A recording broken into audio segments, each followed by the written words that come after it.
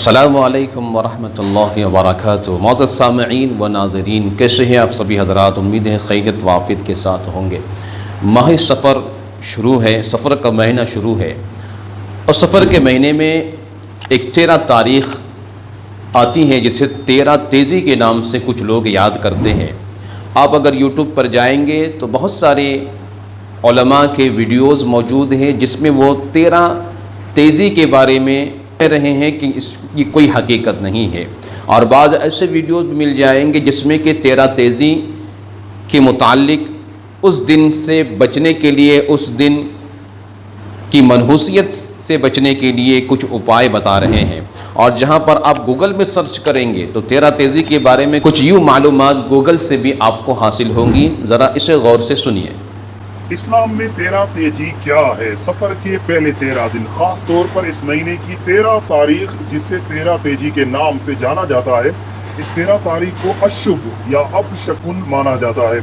یہ بھی مانا جاتا ہے کہ ان 13 دنوں کے دوران بچوں، چھوٹی لڑکیوں اور دلہنوں پر بری آتمائیں اترتی ہیں، اور ان 13 دنوں کے دوران کوئی بھی بڑا یا اچھا قدم نہیں اٹھایا جانا چاہیے۔ اب سوال یہ کہ کیا ہے یہ 13 تیزی، اس میں کیا ہوتا ہے، حقیقت کیا ہے، اس کی سچائی کیا ہے؟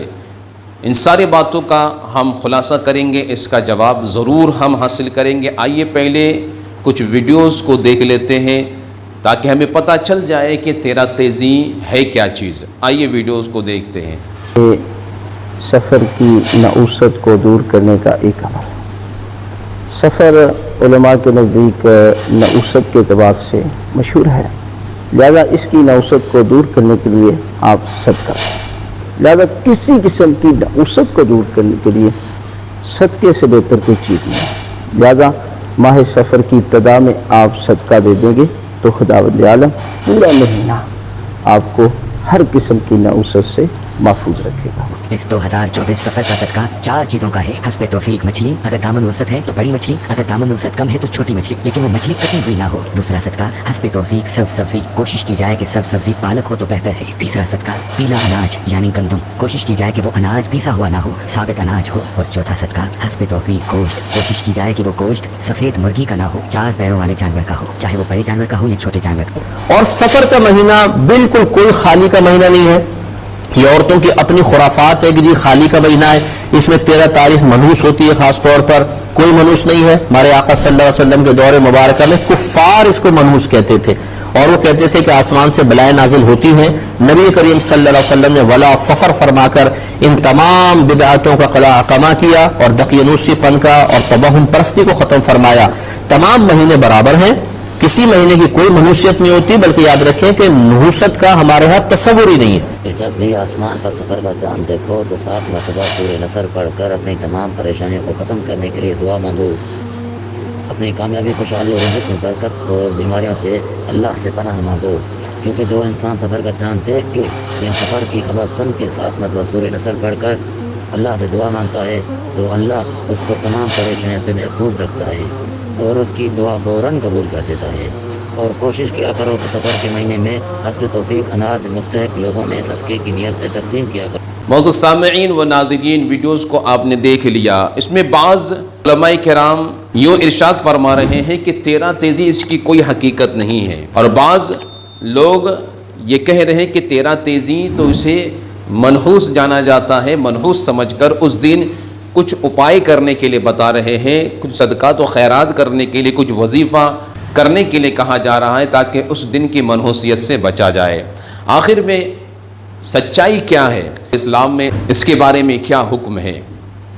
تو جو حضرات 13 تیزی کے متعلق منع کر رہے ہیں، جو علماء کرام سفر کے مہینے کو منحوس ماننے سے منع فرما رہے ہیں، وہ علماء اہل سنت ہے۔ اور جو حضرات 13 تیزی کی یعنی سفر کی 13 تاریخ کو منحوس جان کر اس میں کچھ خیرات کرنے کے لیے اور کچھ اپائے بتا رہے ہیں کہ اس دن کی منحوسیت سے اس طریقے سے بچا جائے، وہ شیعہ حضرات ہے۔ تو لہٰذا اللہ کے رسول سرور کونین صلی اللہ علیہ وسلم نے لا سفر کہہ کر یہ ارشاد فرما کر اس بات کو واضح فرما دیا کہ سفر کا مہینہ یہ منحوس نہیں ہے۔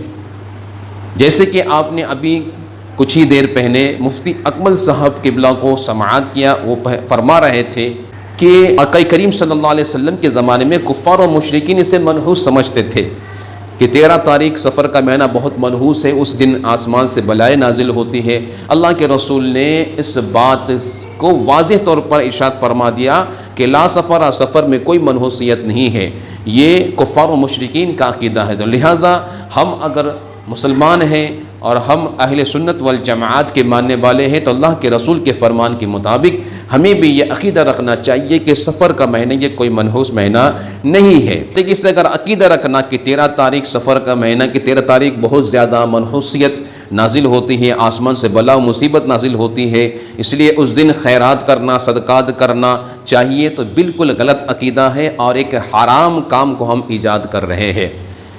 آپ صدقہ کیجئے، ایوری ڈے، ہر دن صدقہ کیجئے، منع نہیں ہے، صدقہ ایک بہترین عمل ہے جو بلا و مصیبتوں کو روکتی ہے، لیکن 13 سفر کو صدقہ اس لیے کرنا کہ اس دن کو منحوس سمجھ کر یا سفر کے مہینے کو منحوس سمجھ کر، یہ عقیدہ بالکل ہی غلط ہے۔